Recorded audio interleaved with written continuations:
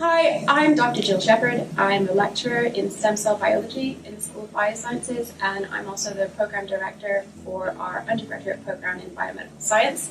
I want to tell you today about the teaching labs, the great facilities that we have in order for you to be able to gain practical skills during your degree here. This is one of 3 labs where we're able to teach 120 students at a time. The labs were refurbished in 2006. And that allowed us to install some state-of-the-art equipment. This sort of equipment will be used throughout your studies. So from the first year, you'll be using highly technical pieces of kit that we're going to teach you to use. And these are techniques that will be applicable throughout the rest of your career, whether you decide to head into research science, into the NHS, or into industry, or even elsewhere.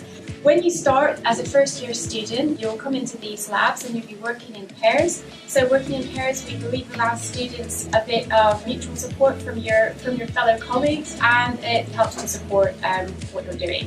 When you're down here in the teaching labs, you'll have your lab partner and also people we call demonstrators. We hire our own postgraduate students, so our own PhD students within the School of Biosciences who will be working as lab demonstrators, and their job is to help you.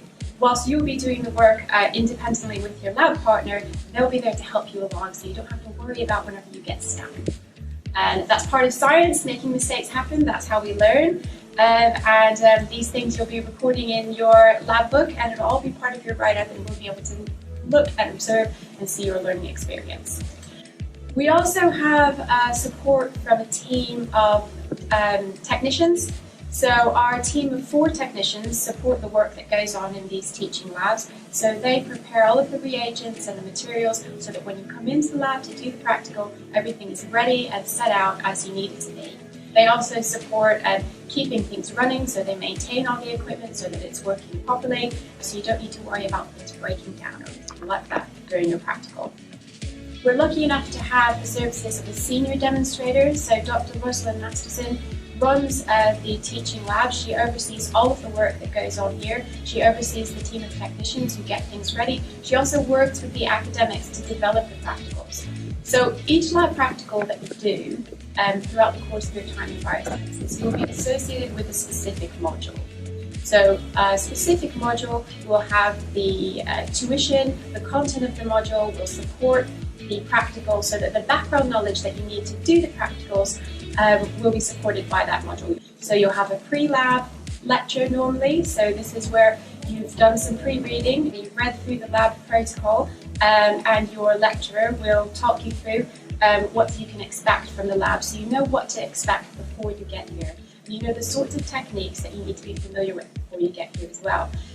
We're also lucky enough to have access to a number of different online learning applications. So you can also do some of the techniques virtually to experience them in a way in your own time, so that you can really feel confident by the time you get here that you know what you're doing in terms of how to do those techniques. The practical labs, the teaching labs, are equipped in order to allow you to undertake a wide variety of practicals during your time in the School of Biosciences. So you will be able to do molecular biology, we have practicals related to physiology, cell biology, biochemistry. Almost all of the modules that you take in the School of Biosciences have a practical associated with them. Some modules have one, some modules have a couple, some modules have quite a few. And the amount of time that you spend in the labs depends on the module you choose. It depends also on the final year project you choose. Now, in your final year, you'll be undertaking a research project. If you choose a practical project for your final year project, you'll be working in the teaching labs in an area that you're already familiar with, because you've been working here for the past several years already. So that puts you at a great advantage, because all of us though, as scientists who've worked in labs all over the world, we understand that when you come to a new environment, you have to get used to lots of new things. When you're here in this environment already familiar, you'll be able to hit the ground running.